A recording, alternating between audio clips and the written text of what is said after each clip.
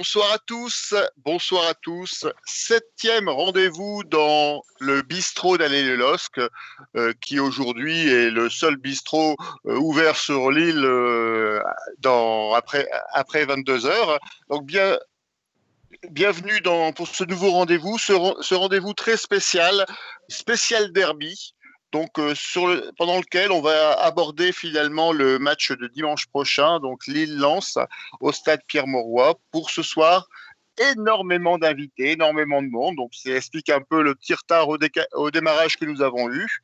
Alors bien sûr, Arnaud à la technique comme d'habitude, donc vous voyez sur la vignette de l'écran. Vous avez des habitués donc de l'émission, Patrice qui revient après quelques semaines d'absence. Salut, bonjour à tous. Oui. Nous avons Georges qu'on ne présente plus, qui fait partie des meubles maintenant. Donc Georges toujours avec nous.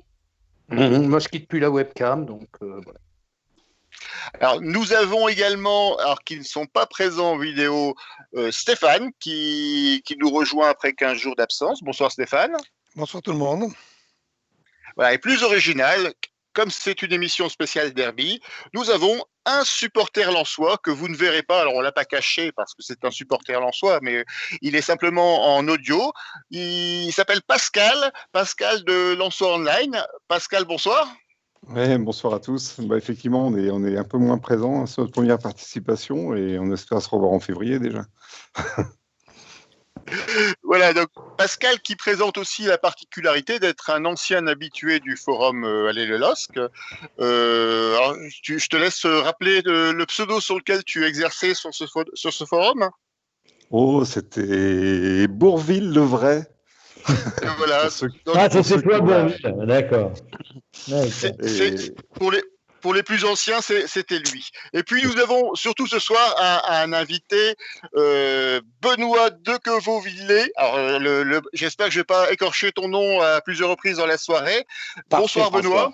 Bonsoir, François. Bonsoir à toutes et à tous. Et merci beaucoup pour l'invitation. Alors, Benoît, qu'on ne présente plus, un journaliste à France Bleu, notamment, qui intervient régulièrement le lundi soir sur l'émission Tribune Nord. Et puis surtout qui commente les matchs de Lille et de Lens en direct sur France Bleu, et qui est tout à fait un témoin, et qui est un témoin privilégié finalement de ce derby.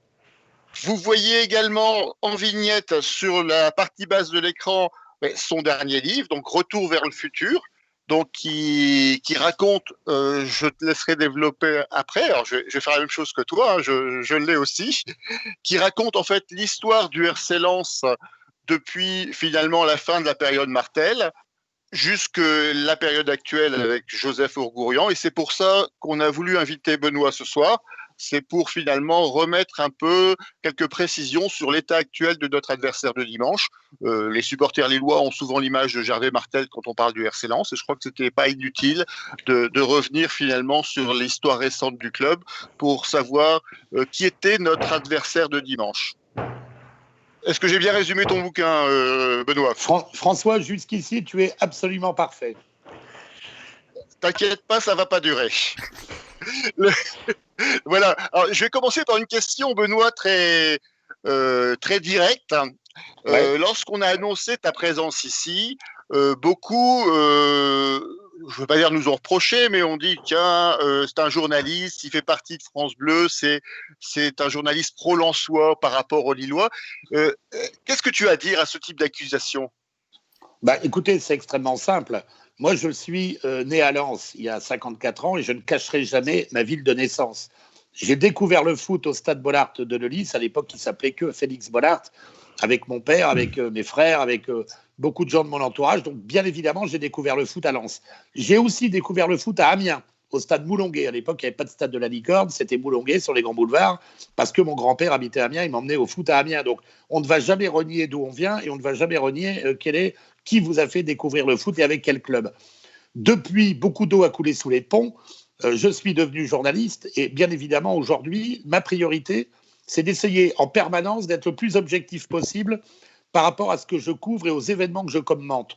Alors, vous savez, dans l'immense majorité des cas, beaucoup de supporters lillois pensent que je suis un pro-lensois, mais je vous rassure, quand je vais à Lens, il y a énormément de supporters lensois qui me disent de toute façon, toi et France Bleu, vous êtes des pro-lillois. Donc de toute façon, il est extrêmement difficile de trouver grâce aux yeux des supporters parce que par définition, un supporter est un passionné de son club, il trouve de temps en temps, même assez souvent, qu'on n'en fait pas forcément assez, et que nous, les journalistes, notamment lorsqu'on est assez critique envers les dirigeants, envers les joueurs, envers les supporters, eh bien, on est des anti-clubs, alors que pas du tout.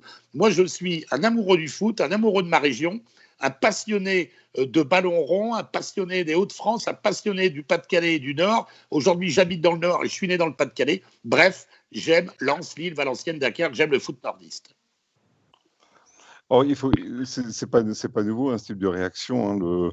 Il faut se souvenir de Jean Crinon qui qui se faisait régulièrement alpaguer du côté de Bollaert et à qui on reprochait d'être pro-lillois. Donc voilà, on reproche souvent aux journalistes d'avoir un attachement particulier, souvent pour le club d'en face.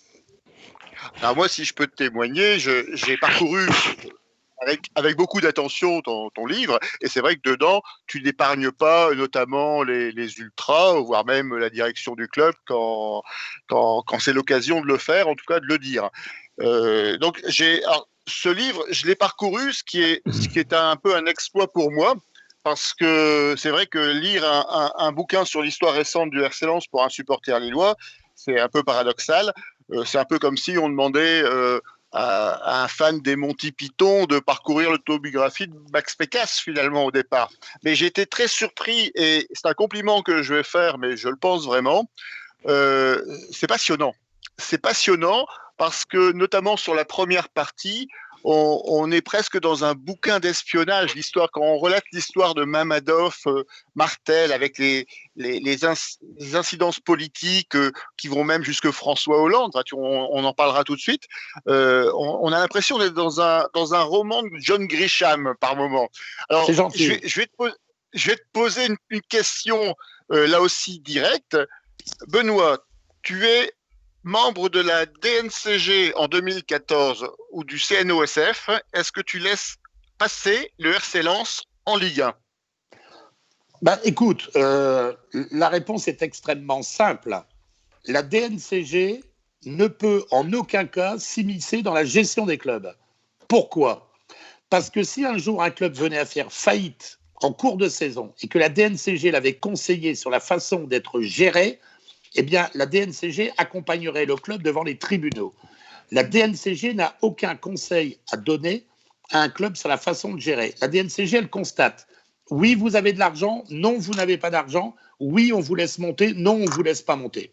Or, en juin 2014, quand, avec cette histoire dont tout le monde a parlé, la DNCG, l'appel, le CNOSF, etc., la DNCG exige de Hafiz Mamadov, propriétaire du Racing Club de Lens, des garanties bancaires qu'elle n'a jamais demandé à aucun club auparavant. Donc elle outrepasse ses fonctions. Donc la DNCG n'avait pas à interdire l'accession du Racing Club de Lens en 2014. Et je vous dirai une dernière chose.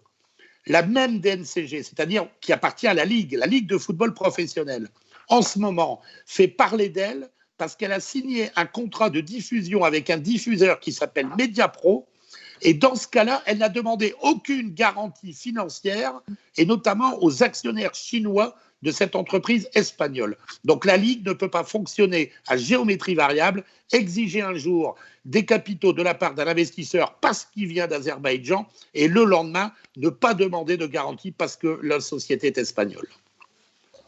Alors, à cette époque-là, Pascal, comment les supporters de Lens, vous avez vécu finalement l'épisode Mamadov ?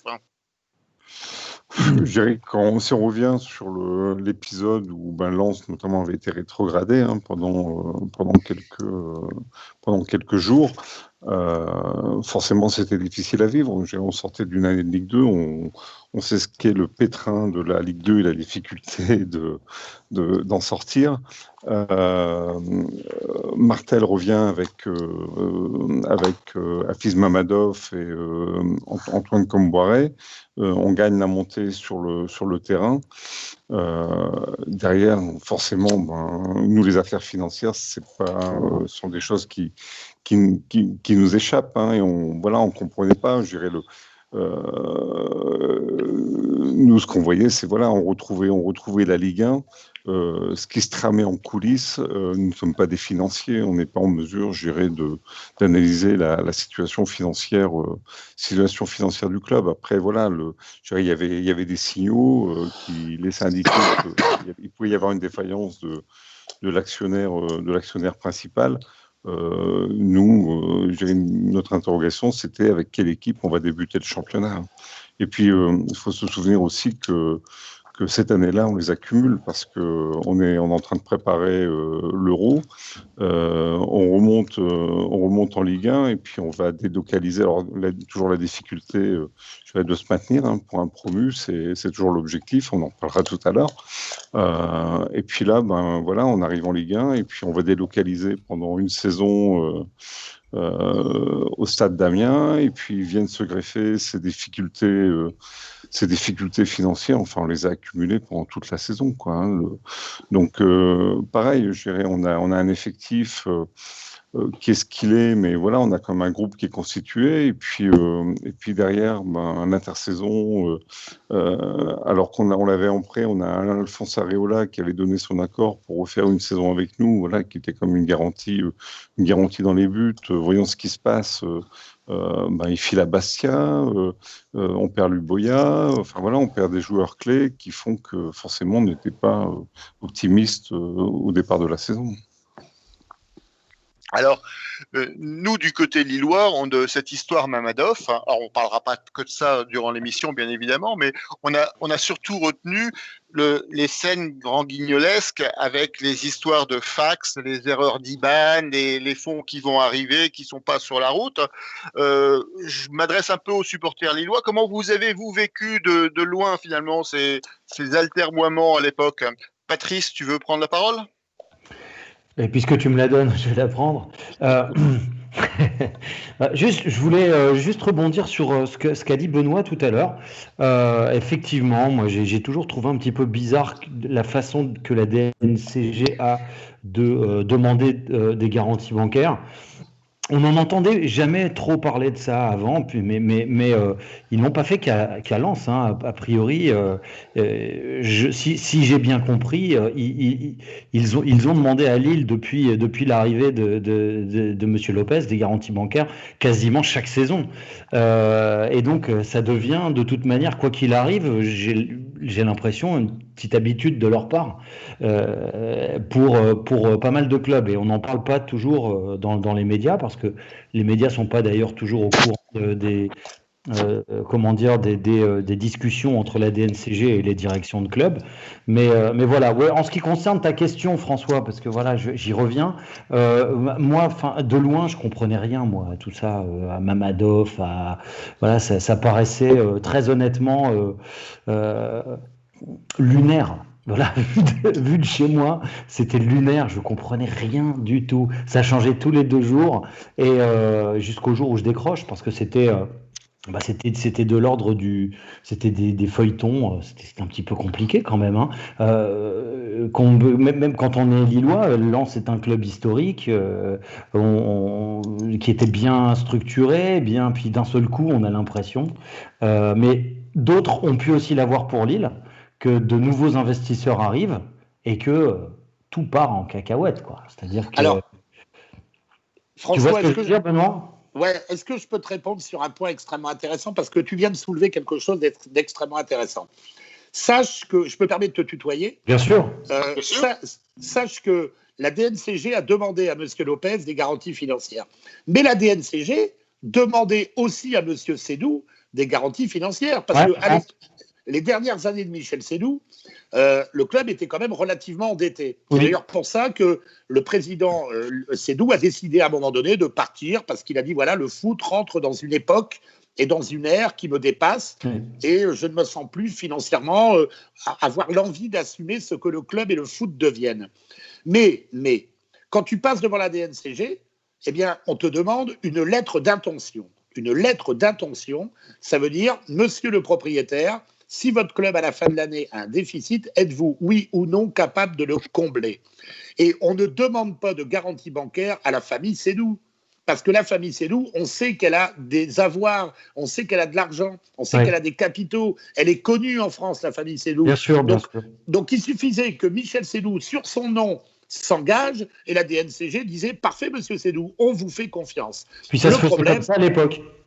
Voilà, mais le problème, et aujourd'hui tu viens très bien de le dire, c'est l'arrivée d'investisseurs inconnus de la part de la DNCG. Ouais. Mamadov, quand il arrive à Lens, pardonnez-moi l'expression, il est connu de son père et de sa mère. Il est connu à Bakou, mais il est connu nulle part ailleurs. Bah oui. Monsieur Lopez, il a beau être luxembourgeois, espagnol, etc., il n'est pas très connu des autorités françaises dans ses affaires. Et les Chinois et les autres, à part les Qataris, dont on sait qu'ils sont immensément riches, ben les autres, on ne sait pas d'où ils viennent. Et avec la mondialisation du football, la DNCG est de plus en plus inquiète de voir arriver des investisseurs étrangers dans les clubs français. Bien sûr. Ouais. Alors, cette histoire Mamadov est quand même extraordinaire parce que, outre les voyages onéreux à Bakou de Gervais Martel qui va voir régulièrement essayer de revenir avec un chèque, ouais. On a des interventions politiques et tu cites même des interventions de François Hollande en fait qui aurait accompagné Gervais Martel pour essayer d'aller récupérer l'argent qui permettait de sauver le club. Oui, alors je vais t'expliquer pourquoi. Le mécanisme, il est très très simple et je l'explique dans mon livre. Il faut savoir que le sport et la politique sont étroitement liés. Il faut savoir que l'histoire Mamadov, le début de l'histoire Mamadov, nous sommes à quelques mois des élections régionales. Et M. Percheron, à l'époque président de la région Nord-Pas-de-Calais, est très inquiet de l'évolution de la couleur politique dans le bassin minier, dans l'ex-bassin minier. C'est-à-dire, pour être très clair, il a peur de la montée du Front National chez les électeurs du bassin minier. Or, il estime que le Racing Club de Lens est un emblème qu'on ne peut pas laisser tomber, que les socialistes, que la région socialiste ne peut pas laisser tomber. Et les rapports extrêmement étroits entre Daniel Percheron et François Hollande, puisque Daniel Percheron a toujours été un hollandiste convaincu, font qu'à un moment donné, du côté, aux plus hautes sphères de la présidence, on s'est inquiété de l'avenir d'un club extrêmement populaire dans une région, dans un bastion historiquement socialiste que les socialistes ne voulaient pas perdre, mais que finalement ils ont perdu aux élections régionales de 2015. Alors, Georges, tu entends en fait ces commentaires. Benoît, je ne sais pas si tu parles encore, on te voit parler, mais je ne t'entends plus. Ok. Non. Donc, c'est un décalage de l'image. Alors, Georges, tu as entendu ce qu'on vient d'évoquer avec Mamadov. Qu'est-ce que tu en penses, toi ? Bon, d'abord, on se souvient que Mamadov avait annoncé un gros budget, une grosse panne financière, et finalement, ça a été un investisseur à bas coût. Mais, donc, au final... moi, j'ai le souvenir surtout, c'est vrai que ça a été grand épisode de l'été à l'époque où il y avait sans cesse des rebondissements. Il y avait surtout, je pense, une situation qui s'enlisait un peu au niveau sportif. Et moi, la question que je me suis posée derrière tout ça, c'est que quelque part, on peut être aussi qu'admiratif de l'abnégation qu'a eu Martel pour sauver le club. Ça m'envoie d'ailleurs un petit peu à cette question de me dire, j'ai un peu l'impression qu'à l'époque, Lens avait un point fort qui était Martel et un point faible qui était aussi des fois Gervais Martel, je pense. Et au final, moi, ce qui m'interpelle, c'est le souvenir de me dire surtout que, résultat final, c'est vrai qu'ils sont arrivés avec une équipe, je crois que c'est Pascal qui disait, qui n'était pas du tout une équipe, comment dirais-je, opérationnelle et qui était quasiment condamnée à la descente, vu que je pense que c'était beaucoup de jeunes, c'était quasiment des transfuges du CFA. Donc, quelque part, c'est le questionnement du rôle de la DCNG et de tout l'impact que ça a pu avoir, puisqu'évidemment, ça entraîne, je pense, une espèce de théorie des dominos. À partir du moment où il n'y a plus de garantie, les joueurs les plus huppés ont parlé de... j'ai trop de mémoire, des gros joueurs de l'époque qui ont fui le club. Donc, voilà, j'ai eu un peu cette question que je me pose, moi, c'est finalement ces 5 années purgatoires. Est-ce que ça se serait passé comme ça, je veux dire, s'il n'y avait pas eu cette entente de soucis, quoi. Alors, est-ce que je peux répondre, François ? Bien sûr, bien sûr. Alors, Georges vient de dire quelque chose d'extrêmement intéressant. Gervais Martel a été le plus et le moins au Racing Club de Lens. C'est-à-dire qu'il a été le moins quand, à un moment donné, il a continué à mener un club dans une gestion extrêmement paternaliste, à vouloir conserver 150 salariés à tout prix alors qu'il était en Ligue 2 et que le club était déficitaire à hauteur de 10 millions d'euros par an. Ça, c'est le moins. C'est aussi le moins le jour où il a voulu se substituer à son directeur sportif et commencer lui-même à recruter des joueurs. Et le plus célèbre, c'est Dagui Bakary. Le recrutement de Dagui Bakary au LOSC par le Racing Club de Lens, c'est Gervais Martel en personne. Bon. Mais Gervais Martel, ça a aussi été celui qui a trouvé Mamadov à l'époque où le Crédit Agricole était devenu propriétaire du club et le Crédit Agricole avait prévenu « Nous n'avons pas vocation à rester dans le foot, nous allons démanteler le Racing Club de Lens ». Qui arrive à récupérer le club? Gervais Martel grâce à Mamadov. 3 ans plus tard, quand Mamadov est en défaut de paiement, qui le met devant le tribunal de commerce de Paris pour le faire partir? Gervais Martel. Qui trouve Joseph Ougourlian pour reprendre le club devant le tribunal de commerce de Paris? Encore Gervais Martel. Donc il a été extrêmement paternaliste dans sa gestion à un moment donné où il aurait fallu envisager la gestion du club différemment, mais en même temps, quand le club était au fond du trou, c'est lui qui lui a sorti la tête de l'eau pour le remettre aujourd'hui entre les mains de M. Ougourlian et sur des bien meilleurs rails. Alors, on évoque Gervais Martel.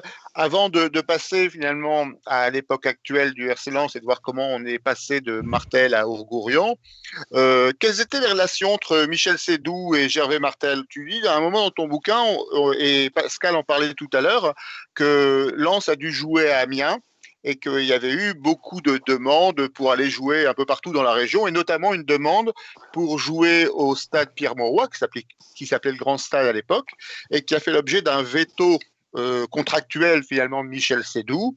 Et dans ton livre, tu parles que la motivation était l'accessibilité, la sécurité, préserver la pelouse, et que surtout, il n'y avait aucun intérêt pour Michel Seydoux de faire venir un concurrent dans le stade. Alors moi, dans tout ça, et peut-être que tu as l'info, il y a une information qu'on n'a jamais su. Quel était le montant du loyer qui était prêt de payer le RC Lens pour bénéficier des infrastructures du Grand Stade? Alors, est-ce que tu le sais? Alors, moi, je peux te dire que la question est très bonne, sauf qu'on n'est pas allé jusque-là, parce que le loyer n'aurait jamais été fixé par le LOSC. Je te rappelle que le LOSC est un club résident. Le LOSC n'est pas propriétaire de son club. Ça veut dire que c'est la société Elisa qui administre, qui gère le club, qui aurait, si le LOSC avait accepté, parce qu'ils ont une clause dans l'utilisation du stade qui leur empêche, dans la convention d'occupation, qui leur permet d'empêcher un autre club résident. Eh bien, si le LOSC avait dit oui, à ce moment-là, Elisa aurait fait une proposition financière en disant « Voilà, monsieur le Racing Club de Lens, nous vous louons 19 fois le stade dans l'année pour les 19 matchs à domicile à tel tarif. » Mais la réflexion n'est même pas allée jusque-là. D'accord, parce qu'en fait, quand on prend il y a certains chiffres dans ton livre qui donnent par exemple un loyer butoir pour le stade de Valenciennes à 150 000 €. Il y a également un chiffre qui est très intéressant, c'est on sait que le loyer de Bollaert à l'époque était 400 000 € par an, donc ce qui était très, très faible. Donc 150 000 € maximum. On sait que le LOSC paye à peu près 4 millions, 4,5 millions de loyer annuel pour bénéficier des infrastructures du stade. Ça fait à peu près 200 000 € par match. J'imagine que s'il y avait eu des échanges entre Elisa, le RC Lens et le LOSC en disant ben voilà, le LOSC paye 200 000, nous on va mettre par exemple 100 000, et en fait grâce à ça va permettre de faire baisser votre loyer, et Elisa aurait eu finalement un gain financier là-dessus, tout le monde serait sorti gagnant, et peut-être que la réponse de Michel Seydoux, droit dans ses chaussures à pompons, tu vois, j'ai lu le livre avec beaucoup d'attention, aurait été différente. Hein. Oui, non mais tout à fait. Mais tu sais, François, il y a une chose qu'il faut bien comprendre, c'est que si le Racing Club de Lens avait joué cette année-là au Grand Stade, c'est surtout à la collectivité métropole européenne de Lille que ça aurait fait du bien. Et d'ailleurs, les élus verts et certains élus socialistes de l'époque l'ont clairement dit, notamment sur les réseaux sociaux, parce que le loyer, la mensualité remboursée à Eiffage par la MEL est quand même de plusieurs millions d'euros par an. Et les loyers qu'aurait récupéré Elisa par la venue du Racing Club de Lens auraient diminué le remboursement du contribuable, ça veut dire vous et moi. D'accord, et non pas le loyer du LOSC. Donc, c'est vrai qu'avec la clause qui avait été négociée finalement par son nom m'échappe, par Xavier Tuyot, donc, qui était d'ailleurs à l'époque directeur général au RC Lens, si je ne m'abuse, avec cette clause-là, finalement, financièrement, Michel Seydoux n'avait aucun intérêt à accepter. Mais tu sais, François, le problème du stade Pierre-Mauroy, il est extrêmement intéressant à analyser. Parce que, rappelle-toi, quand l'équipe lilloise est au Stadium Nord, ça se passe extrêmement bien. C'est les années Eden Hazard, c'est les années magnifiques. C'est le titre de champion de France. Et à ce moment-là, pour que le club passe dans une dimension supérieure, il faut augmenter les ressources du club. Et Michel Seydoux était persuadé que l'entrée dans le grand stade allait faire exploser le budget du club. Sauf que il s'est rendu compte que ce grand stade, d'abord, le loyer pour lui était très cher. La rentabilité n'était pas extraordinaire parce qu'ils ont, pour X raisons, ils ont dû baisser le prix des abonnements qui étaient initialement prévus. Ils ont baissé le prix des places, etc., etc. C'est très cher en stadier, c'est très cher en force de police les jours de match. Et donc, ce stade, il n'est pas aussi rentable que ce que le LOSC aurait espéré à cette époque-là. D'accord. Mais pour en revenir à la question initiale, Martel et Seydoux, ils étaient plutôt potes. Ils étaient en bon terme ou ils étaient vraiment chacun de son côté? Mais François, Michel Seydoux et Gervais Martel se sont extrêmement souvent fréquentés, téléphonés, appelés. Ils se sont croisés très souvent à la Ligue de football professionnel dans les réunions parisiennes. Il n'y a jamais eu d'hostilité entre les deux hommes. Ils étaient plutôt même sur le même courant de pensée sur la façon de diriger le foot français. Et pour te faire un lien avec aujourd'hui, sache que Gérard Lopez et Joseph Ougourlian se côtoient extrêmement souvent à Londres. On va y venir d'ailleurs tout de suite. Est-ce que quelqu'un a quelque chose à rajouter sur ce sujet du stade? Stéphane, on t'a pas entendu. Alors on ne te voit pas, donc on a tendance à t'oublier. Tu as quelque chose à dire? J'écoute. Allô, vous m'entendez là? Oui, tout à fait. Je vous écoute religieusement. C'est vrai que ces histoires de stade rentrent aussi dans la notion de derby, puisque même si on a pu aller faire quelques compétitions européennes, ça n'a pas été tout simple quand même de pouvoir avoir les autorisations, de pouvoir faire en sorte que ça s'est bien passé, mais il y avait quand même des hostilités verbales à droite à gauche aussi, inscrites sur les ponts à droite à gauche. Donc, c'est une manière de rentrer dans cette notion de derby qui fait que chacun a son territoire, et c'est très bien comme ça, même si à des moments donnés, il faut se donner des petits coups de pouce. Après, l'histoire de Mamadov, elle a cette particularité d'être dans les premières gestions de clubs avec comme le disait Benoît, des arrivées extérieures. Mais moi, de mon côté, peut-être de façon un petit peu trop naïve ou lointaine, elle me faisait plutôt un peu rire. J'avais l'impression, si je reprends un peu le thème des couvertures du livre, que c'était le capitaine Haddock et puis la Castafiore, quoi. Enfin, de loin, ça faisait pas très sérieux quand même. C'était pas Qatari, c'était pas les Américains comme à Nice ou à Bordeaux. Donc, je trouvais que ça partait déjà mal.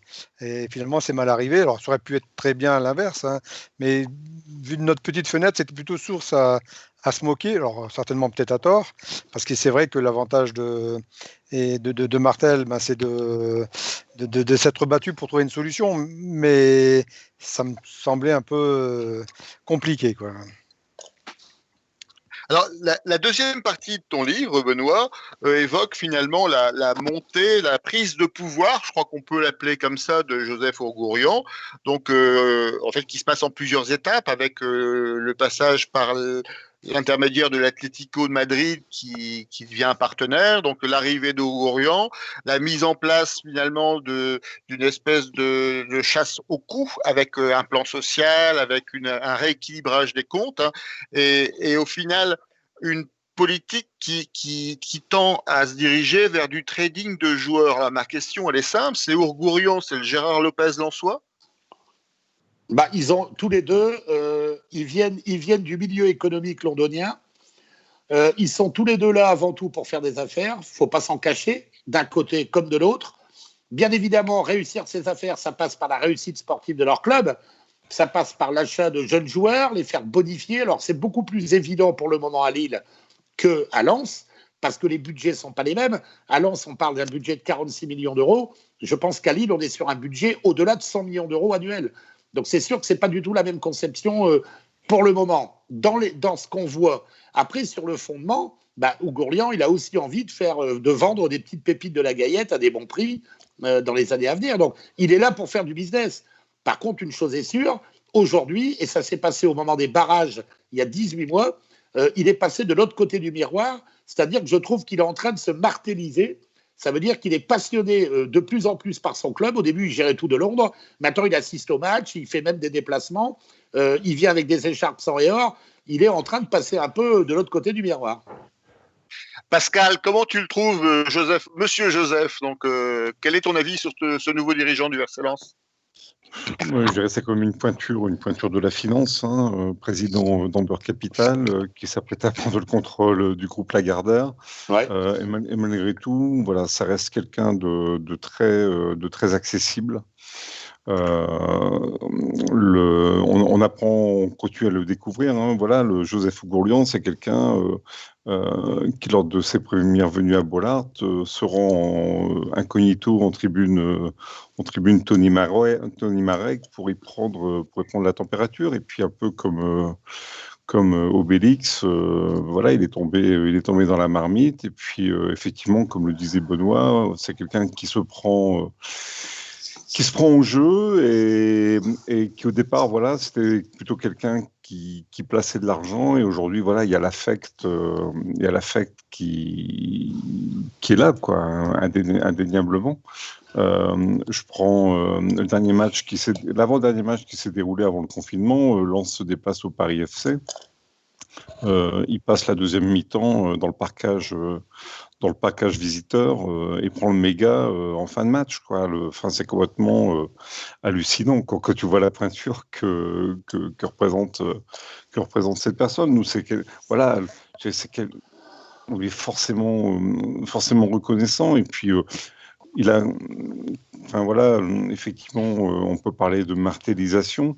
Malgré tout, il a une gestion pragmatique, quoi, du club.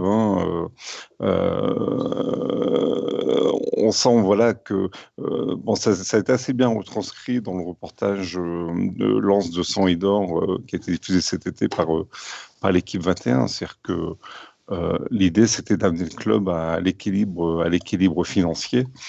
Et il y est arrivé. Aujourd'hui, je pense que voilà, on a des finances qui sont saines.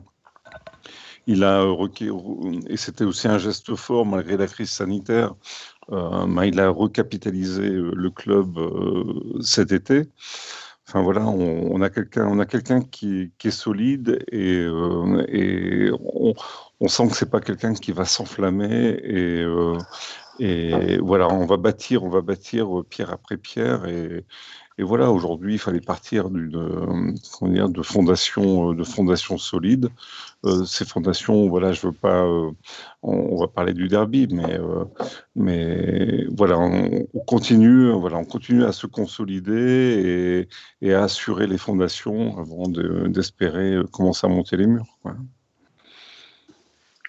Alors, Joseph Ourgourian avait déclaré en 2016 qu'il se donnait 3 ans pour réussir son challenge, entre guillemets, pour son plan de montée en puissance du RC Lens. Finalement, 3 ans pour monter en Ligue 1. Lens est monté dans les conditions qu'on sait là au début de cette année. Est-ce que selon toi, Benoît, est-ce que l'investissement de Joseph Ourgourian peut être considéré comme pérenne, même si sportivement il se passe quelque chose de désagréable à la fin de saison pour le RC Lens, ou est-ce que c'est vraiment lié au maintien en première division?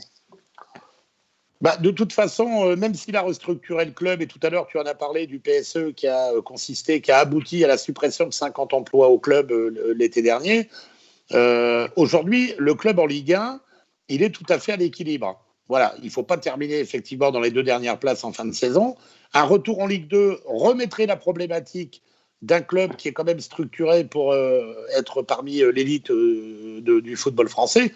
Mais je pense qu'en tout cas, et moi, il me l'a dit lors d'une interview il y a quelques mois, de toute façon, même en Ligue 2, la situation serait redevenue plus vivable. Voilà, moins tendue. C'est-à-dire que le club ne perdrait plus 10 millions d'euros par an. Mais bien évidemment que son objectif, c'est de rester en milieu de tableau, voire même, je pense qu'il a dû budgéter la 12e ou la 14e place de Ligue 1. Donc pour le moment, tout ce que le club engrange comme points, c'est ce qu'ils n'auront pas, c'est ce qui ne manquera pas en fin de saison par rapport à des clubs comme Dijon, comme Lorient, comme Strasbourg, parce qu'il ne faut pas rêver. Le championnat du Racing Club de Lens, c'est le championnat de la 2e partie de tableau. Là, pour le moment, ça se passe bien, mais Lens ne rivalisera pas sur la durée avec Marseille, avec Lille, avec Rennes, avec le PSG et Lyon, bien évidemment. Après, il y a quand même une différence fondamentale par rapport aux années Ligue 2.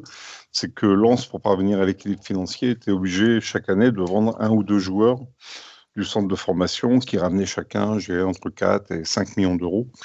Et voilà, c'était facile pour les clubs de venir se servir à Lens et prendre le ou les meilleurs éléments. La donne change en Ligue 1 aujourd'hui.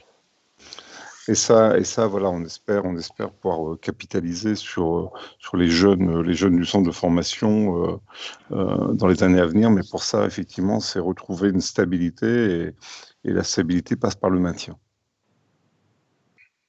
Ok. Alors, en tout cas, les échanges qu'on a eus pendant cette première partie de l'émission sont extrêmement intéressants. Ça a d'ailleurs scotché complètement le chat de l'émission où on n'a pour l'instant aucune réaction. Je ne sais pas si, Arnaud, nous avons des réactions sur le Facebook. Non, c'est pareil, tout le monde est en écoute.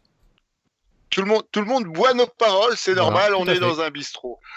C'est donc un Lens en bonne santé finalement économique par rapport à ce qu'on a connu ces dernières années qui vient pour cette saison 2020-2021 affronter le LOSC dans ce premier derby finalement de la décennie.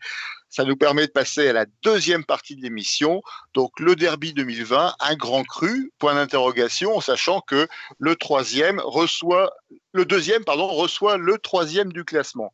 Alors avant de rentrer dans le vif du sujet sportif, très rapidement parce qu'on a été très bavard sur la première partie de l'émission, le derby a commencé déjà depuis le week-end dernier avec ce que j'appellerais les animations traditionnelles et notamment l'intrusion dans le domaine de Luchin. Comment vous avez vécu ça? Alors, on va commencer par les Lillois parce que pour l'instant les Lillois n'ont pas été très bavards. Alors qui veut prendre la parole? Georges? Ouais. Moi je l'ai vécu comme un non-événement finalement. Une virée nocturne.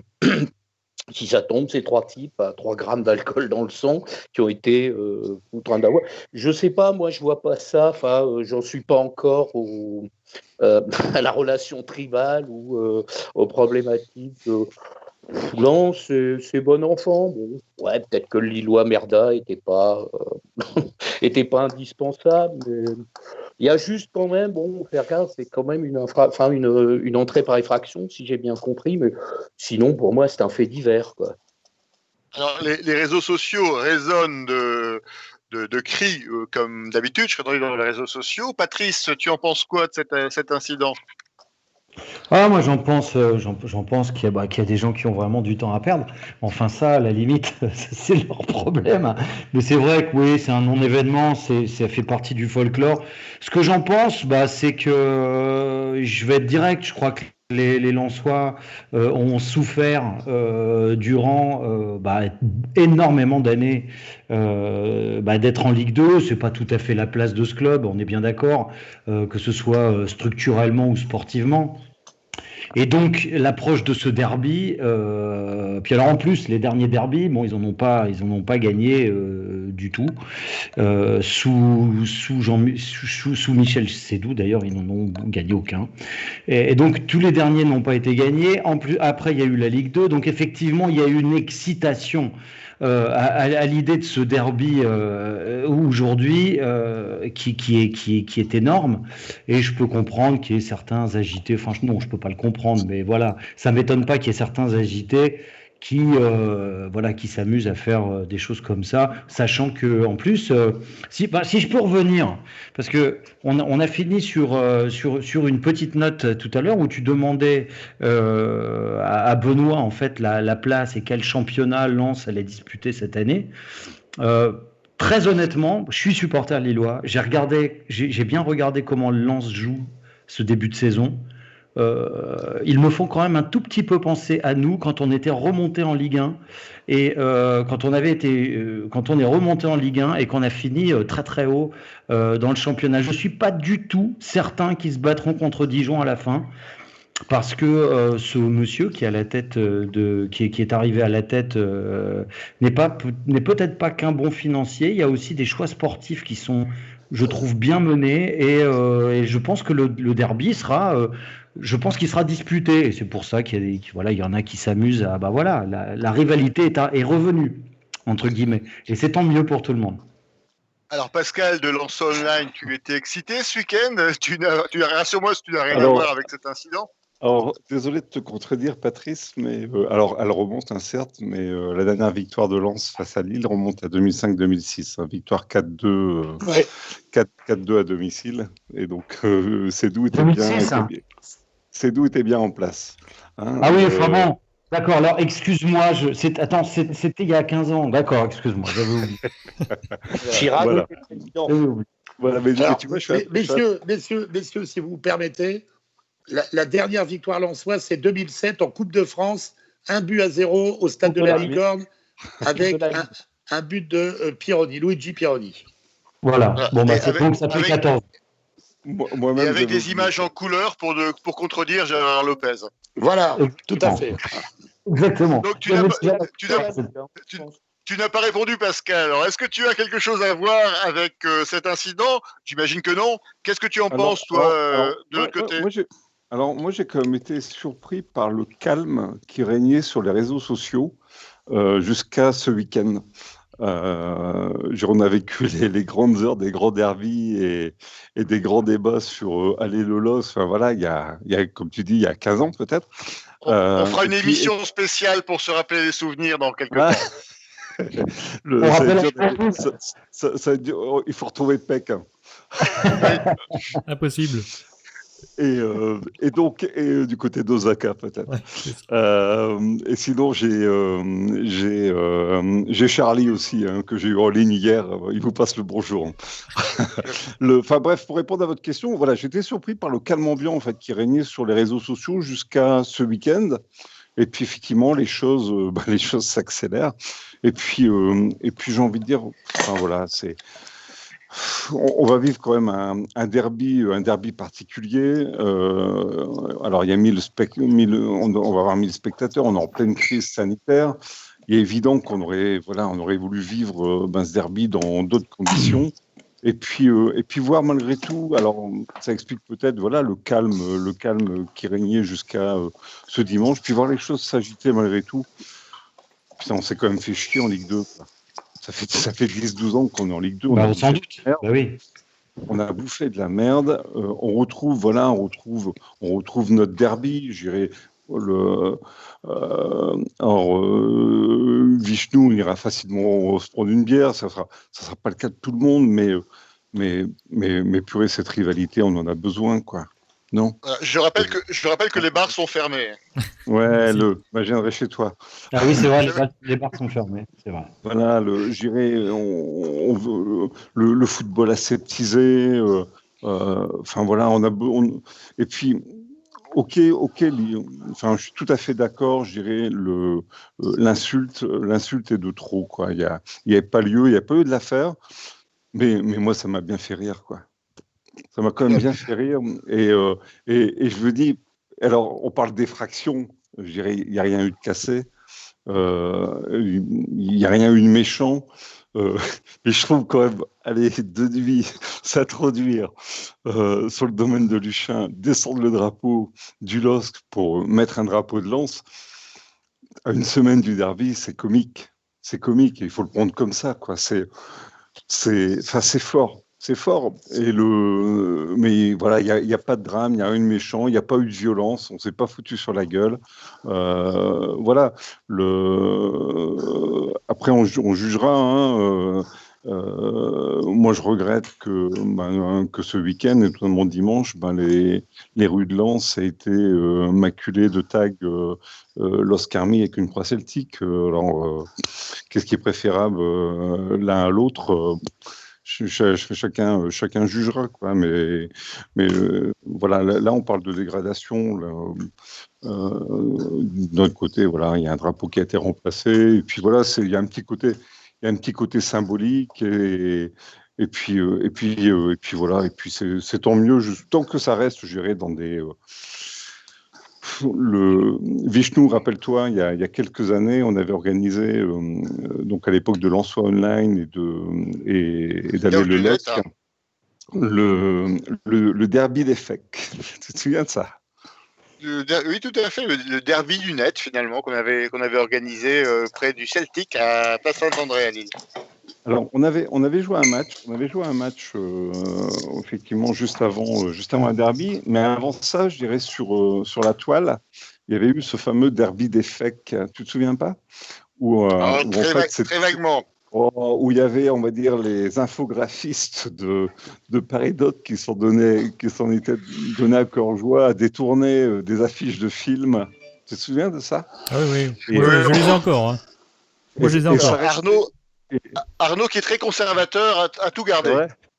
A gardé les Lilloises. C'était Winky qui faisait ça à l'époque. Et il y avait quand même des perles, quoi. Enfin voilà, on savait rire, je dirais, d'un derby. Moi, je vous dis, hormis l'insulte là sur le drapeau, voilà, l'histoire du drapeau me fait rire, quoi. Hein, et j'aurais bien voulu voir la tête des gendarmes de Bézieux au dépôt de plainte. Incitation à la haine, c'est un peu fort quand même, quoi. On va dire, c'est maladroit. Je pense que l'action y aurait gagné sans l'insulte. C'est clair. Bon, voilà, ça a été, voilà, c'est dommage. Alors KH sur le chat de l'émission nous dit Pascal a de la peinture sur les mains, c'est pour ça qu'il se cache. Donc c'est une accusation totalement gratuite. Je lui laisse la responsabilité de se dire. Benoît, tu en penses quoi, toi, vu de l'extérieur? C'est son chat. Benoît, il a activé le chat. Ouais, voilà, Il a le chat, il a activé le chat. J'ai mon chat qui aime pas trop les téléphones. Écoute, moi, je vais t'expliquer un truc, c'est très simple. J'adore le chambrage, j'adore les moqueries, j'adore les petites provocations sympas et même un peu piquantes, etc., etc. Je suis beaucoup plus réservé sur l'histoire du domaine de Luchin. Moi, je pars du principe, je suis un légaliste. J'aime faire des choses tant qu'elles restent dans le cadre de la loi. Et à ma connaissance, on ne rentre pas chez son voisin si tu n'as pas invité à venir. Et donc, si tu veux, on peut pas... Alors, l'effraction, et ça, je le dis à Pascal en toute amitié, l'effraction devant la loi, ça ne veut pas dire de tout casser. Ça veut dire de forcer une entrée qui n'est pas la tienne, qui est une propriété privée. Donc, je trouve qu'à un moment donné, on peut très bien s'amuser. Ils auraient planté un drapeau avec tout ce qu'ils veulent à 15 mètres du domaine de Luchin. C'était aussi efficace. Mais rentrer dans une propriété privée, c'est interdit par la loi. Et je pense que dans un pays où tout le monde, ou dans une situation compliquée, c'est bien de respecter la loi. Voilà. Je suis tout à fait d'accord. Je suis été très étonné d'ailleurs de cette démarche. Mais il paraît que j'ai un petit tuyau. Ce serait Lucien qui aurait fait ça pour pouvoir revenir. C'est une private joke typiquement lilloise. Mais sinon, j'avais quelque chose aussi sur le forum. François, je te coupe. Sur le forum, il y a un nouvel arrivant qui a sorti une petite banderole qui est très bien. Ah ben, si notre blason vous les fait rêver, gardez-le. Donc c'est bien. Par contre, si leur blason, c'est bien. Moi, j'ai suggéré le geste classe, ce serait de le renvoyer sous enveloppe au domaine de Luchin. Avec un petit 3-0. Ouais, absolument. Alors, je vous propose, il reste une dizaine de minutes, on va peut-être passer sur la partie sportive, parce que c'est quand même du sport avant tout, sur le derby qui va se passer dimanche. Alors, sportivement, on a finalement le premier derby depuis 2001, je crois, le fameux derby où Lille gagne 2-1 dans les dernières minutes, où on a deux adversaires qui sont dans le premier quart du classement. Alors, quelles sont vos attentes sur ce derby? J'ai vu que Patrice avait levé la main.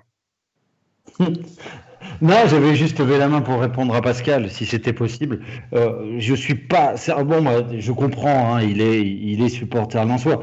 Je suis pas certain qu'il eût pris aussi facilement que ça le fait qu'un Lillois s'introduise à la Gaillette ou à Bollaert et brandisse un drapeau lensois caca ou des choses comme ça. Je pense que bon, il y a quand même une limite. C'est pas très grave, mais moi, ce que je n'aime pas, c'est des choses qui peuvent comment dire, en attirer d'autres en face. Voilà, qui peuvent éventuellement faire qu'en face ça riposte et machin. Là, on n'est plus on commence à mettre un pied dans le chambrage plus du tout sympathique, je trouve, quand même. Voilà, c'est ce que je voulais dire. Concernant le sportif, je pense qu'on aura, quoi qu'il arrive, un très très beau match, très engagé, parce qu'en plus les joueurs n'ont rien à faire entre deux, à part les internationaux qui sont partis à droite à gauche, donc ils n'ont que ça à faire. Et je pense qu'on aura un très très très beau match, très engagé, malgré le fait qu'il y aura que 1000 personnes au stade et que ce sera pas comme d'habitude. Mais je pense que les joueurs le joueront à fond et qu'on aura du beau football, parce que les deux équipes pratiquent un beau football. Donc moi, c'est ce qui me plaît. Puis à la fin, les Lillois gagneront aussi. Ça, c'est pratiquement écrit. Non, je plaisante, on ne sait pas, bien entendu, mais je pense que ce sera un très beau match. Voilà. On fera un petit pronostic à la fin de l'émission. Je pense qu'on n'aura pas forcément, comme aux autres émissions, des pronostics qui vont toujours dans le même sens. Georges, tu as quelque chose à dire sur ce match? Tu as des attentes particulières? Alors, comme on disait, c'est vrai que depuis 10 ans, les derbys ont été un petit peu frustrants parce que on avait des rapports de force un peu compliqués. Je me souviens de l'année où on gagne 1-0 sur un but d'Eden Hazard. Finalement, on les voyait, les Lensois, presque heureux d'avoir quitté le stadium sans prendre une raclée. Donc, je pense qu'il y avait vraiment des derbys qui n'étaient pas super engageants en termes de rapport de force, quoi. Donc là, c'est vrai que on ne sait pas où finira Lens à la fin de la saison, mais il est clair qu'actuellement, ils sont dans une dynamique qui leur permet clairement de rivaliser. Nous, on monte en puissance. Je pense vraiment cette année que l'équipe lilloise m'impressionne vraiment par la sérénité qu'elle dégage et par les talents. Je pense que ce sera parfait quand David aura retrouvé sa vitesse de croisière. Donc je pense qu'il y aura vraiment cette année un derby en jeu, un derby comme on en a connu. On parlait de celui de la remontée qui était quand même assez phénoménal. Et malheureusement, ça se fera au milieu des courants d'air, quoi, parce que contexte faisant, on ne peut pas remplir le stade. Donc moi, c'est un peu la grande frustration, c'est que je pense qu'un derby, c'est aussi le public. D'autant plus maintenant que, je veux dire, les joueurs de part et d'autre ne sont plus des gens du sérail. Donc, l'âme du derby, elle est avant tout au niveau du public, quoi, plus que. Donc, j'ai un peu peur que quelque part, ça s'inscrive quand même sur le terrain lui-même comme un match un peu plus ordinaire, entre guillemets, par l'absence de ce public. Mais je pense que sportivement, ça peut donner un rapport de force qui est très intéressant. Alors, Georges, tu parlais du match, comme moi tout à l'heure, du fameux derby, la victoire 2-1, l'année de la remontée de Lille. Nous avons questionné les internautes sur le forum LLOSC, et effectivement, c'est ce match-là qui ressort comme leur derby de référence. Alors, Pascal, je ne vais pas te demander quel est ton derby de référence, j'imagine que ce ne sera pas la même réponse, mais qu'est-ce que tu attends du match qui va se passer dimanche? Quelles sont tes attentes, quelles sont tes craintes? Comment tu vois le LOSC et comment tu vois Lens réagir par rapport à ce LOSC qui apparaît plutôt fort? Alors, je dirais nos ambitions sur ce match, déjà, effectivement, c'est faire un match en ayant la tête haute, quoi, et voilà, qui défendent crânement leur chance. Effectivement, on voit du beau jeu depuis le début de saison, et on va voir comment on va appréhender aussi l'absence de Ganago, qui est la révélation de ce début de saison, hein. Le Gaillard, quand même, en 6 rencontres, c'est 4 buts, c'est 2 pénaltys occasionnés, c'est il est très voilà, fort. il va manquer ce rendez-vous. On a une équipe qui était bien en place, mais qui s'appuie sur une défense solide avec 3 défenseurs. Et là, malheureusement, Medina va nous manquer. Donc, un 3e défenseur va rejoindre Grady et le nom m'échappe, peu importe. Donc, on va avoir une défense centrale inédite, puisque l'on joue avec 3 défenseurs et 2 pistons. Donc c'est un peu l'interrogation. Maintenant, effectivement, on voit de part et d'autre. Alors, je ne peux pas juger des matchs de Lille puisque je n'en ai pas suivi. Excusez-moi. Mais depuis le début de saison, on est tous surpris du jeu produit par l'équipe de Lens. Moi, le premier, je ne m'attendais pas à avoir une telle qualité de jeu. Les résultats sont inespérés par rapport à nos attentes. On est en avance sur le programme de la saison. Chaque point qui est pris sera un point important dans la course au maintien. Moi, je serais très heureux si on parvenait à faire un résultat à Lille et un match nul et je serais le plus heureux des hommes. Maintenant, si Lille venait à l'emporter, ma foi, la logique est respectée. Donc la pression, elle n'est pas sur les Lensois. C'est vrai. Maintenant, on va voir aussi comment les joueurs vont appréhender, parce que pour la plupart des joueurs lillois, c'est nouveau. Ils n'ont connu aucun derby. Idem côté Lensois. Idem côté Lensois. Donc, comment leur inculquer l'idée du derby? La plupart de ces joueurs, ils en ont vu à la télévision, mais ils n'en ont pas vécu. Donc, il va y avoir un petit peu d'agitation. J'ai vu que du côté de Lille, il y allait y avoir sans doute un cortège au départ de Luchin. Il y aura un cortège côté Lensois au départ du Louvre. Pour accompagner les joueurs. Et tout ça, ça fait partie du folklore du derby. Malheureusement, on ne peut pas le vivre au stade, donc on va le vivre avant. Moi de mon côté, on va le vivre avec des potes. À 3 et on va essayer malgré tout de vibrer, et puis on vibre depuis le début de saison. Je dirais les supporters lillois vibrent, les supporters lensois vibrent.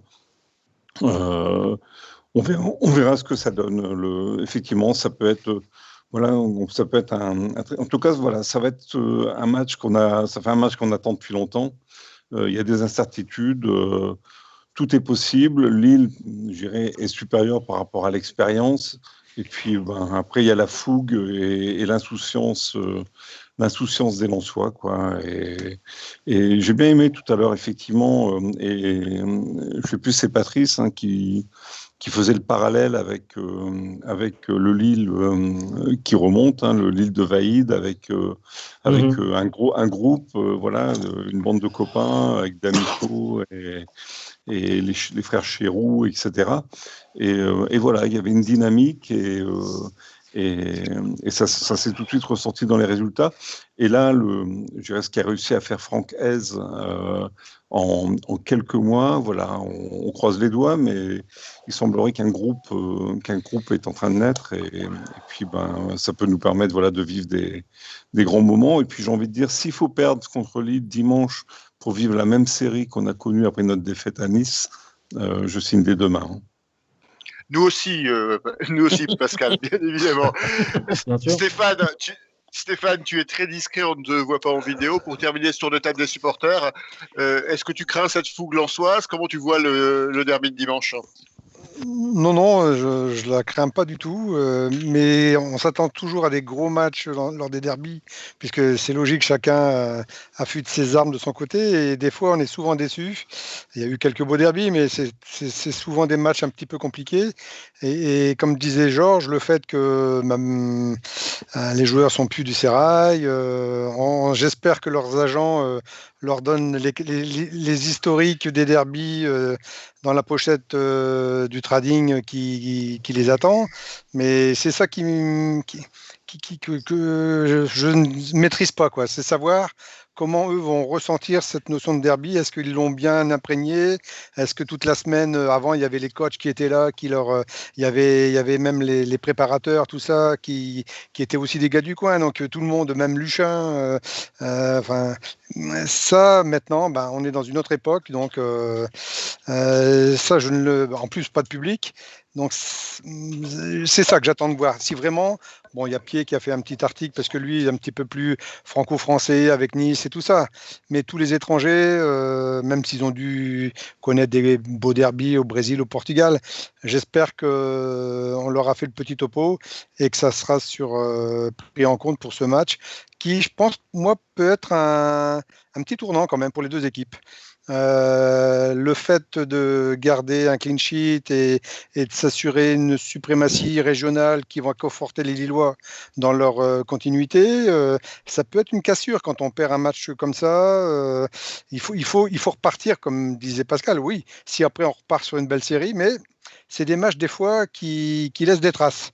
Donc j'espère de tout cœur que ça sera un beau derby, comme on vient tous de le décrire, avec de l'engagement, avec la défense là, qu'on sorte les drapeaux à bon escient et qu'on les fasse voguer au vent pour faire voir qu'il y a deux beaux clubs dans notre région et que le meilleur gagne. Mais bon, j'attends, moi, c'est ça que j'attends, c'est qu'il y a vraiment dans le côté financier, le côté fric, oui, il y a tout ça, mais j'espère que l'émotion sera là, présente, bien transmise et que chacun pourra défendre ses couleurs au Lakers, quoi.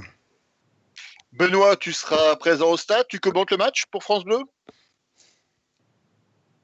Je pense qu'on l'a perdu, je crois. Non? On l'a perdu. Je crois que Benoît il est bloqué, là. Il a frisé. Voilà. Ouais. C'est un bug.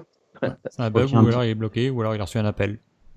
Alors, en attendant qu'il revienne, s'il peut revenir, un petit tour de table. Vos pronostics pour dimanche. Alors, qui veut commencer? Alors, notre spécialiste peut-être en pronostic, Georges, on te laisse prendre la parole. Alors, je vais dire un petit 3-1 avec un premier but lensois, puisqu'il est normal que Lens l'ouvre. Ensuite, il la prépare depuis le début de l'émission. Et donc, je vois 3 buts lillois. Finalement, un scénario assez conforme au dernier derby, en espérant quand même que ce soit de plus haute qualité. On va dire David qui va ouvrir son compteur but. J'aimerais bien un but de Yilmaz et un entrant. Un contre son corps. Un entrant qui pourrait être iconé. Arnaud, t'as pas entendu beaucoup ce soir. Quel est ton pronostic? Pour ma part, ça va. Moi, je vois un 2-0. Toujours un clean sheet, toujours pareil. On n'aura pas de but encaissé, je pense. Au niveau des buteurs, moi, je vois aussi Yilmaz. Pourquoi? Parce que Yilmaz, c'est un compétiteur et quelqu'un qui aime bien jouer des matchs à haute tension. On en voit en Turquie, c'est toujours à haute tension d'ailleurs. Donc lui, il aura peut-être l'esprit derby. Donc on va peut-être voir un peu ce qu'il en est. Ouais. Ça peut être intéressant. Et j'attends toujours le but de David. Ce serait pas mal. Moi, j'attends toujours ça. Donc 2-0. Patrice, tu es du même avis? Alors moi c'est 2-1. Voilà, moi je vois 2-1. Je sais pas pourquoi je vois 2-1. Et je vois. Alors pour Lens, je sais pas. Et pour Lille, je vois. Effectivement, je vois aussi Yilmaz, comme Arnaud, je le vois vraiment embêter les Lensois avec sa hargne et ce qu'on le voit faire depuis déjà 2-3 matchs. Voilà, il a effectivement disputé dans sa carrière énormément de derbys bien plus importants que celui-là au niveau du comment dire, de la pression. Donc lui, la pression, c'est au contraire, c'est un moteur, et là il y en a pas trop. Pour lui, il n'y en a même limite pas assez. Et donc ça peut faire la différence face à une défense lensoise qui, oui, comme le disait Pascal tout à l'heure, va peut-être un peu souffrir de sa petite désorganisation momentanée. Donc je vois ça et un deuxième but soit de David, soit de Joe Bamba. Voilà. Mais je vois un très bon match. Stéphane, quel est ton avis? Ben, je ne vais pas le changer. C'est vrai que vous mettez un petit peu le doute, mais je vais rester sur 3-0. Moi, je pense que s'il y a un des points qu'ils veulent tous dans le vestiaire, c'est garder ce clean sheet. Donc, ils vont se battre pour essayer de ne pas prendre de but. Naturellement, après, il faut encore y arriver. Et je pense que si on marque vite, par rapport aux absences, par rapport au fait de revenir dans ce type de match, ça peut jouer en notre faveur. Donc, moi, je vois le 3-0. Avec, j'espère, David, parce qu'il faut bien. Là, on est un peu dans le genre de match David contre Goliath, donc on va dire on espère que David va l'emporter, va en mettre un. Ilmaz, qui aime bien ce genre de, qui est vraiment de mieux en mieux de match après match. Et je me demande, j'espère même qu'il ne prenne pas un petit peu la place de David, qu'il ne le perturbe pas trop, parce que je le sens de plus en plus attiré par le but devant. Je le sens très bien. Et puis Sanchez, qui revient aussi très très bien, et qui, même en entrant là, à 10 minutes, à la fin, a failli nous en mettre un contre les Français. Là. Et il est vraiment très percutant, il a des ambitions. Donc je pense qu'un petit 3-0, je reste sur cette idée-là. Les supporters lillois sont très optimistes sur le chat. Schizophile qui nous prédit un 3-0 pour soigner la différence de but. KHLOS qui nous prédit 2-0 but de Sanchez et d'Icodé. J'imagine, Pascal, que tu n'es pas du tout du même avis. Voilà, il y a ce que l'on souhaiterait et il y a la réalité. Donc, comme je disais tout à l'heure, moi, je serais le plus heureux des supporters si on fait un résultat. Et voilà, un score de 1 partout me ravirait amplement. Et puis, s'il faut citer quelqu'un, j'aurais cité Ganago s'il avait été là, mais il y a quelqu'un qui a besoin de s'affirmer. Allez, s'il faut donner quelqu'un, je dirais Bonza. Bonza. Alors, je crois qu'on a récupéré Benoît. Je ne sais pas s'il nous entend. Si on l'a récupéré. Vous m'entendez? Oui, parfaitement. Ouais. Alors, comment tu... Avec une batterie. Oui, c'était pas grave. Comment tu le vois, ce match, ce derby? Écoutez, je pense qu'il y a plusieurs clés. La première clé, c'est que des deux côtés, les deux attaques ne m'ont pas énormément impressionné depuis le début de saison, à l'exception de Ganago le Lensois, mais il ne sera pas là. Par contre, je trouve que ce sont deux équipes qui défendent extrêmement bien, avec des blocs équipes extrêmement cohérents. Donc, je pense que ça pourrait être un match quand même relativement fermé sur ce plan-là.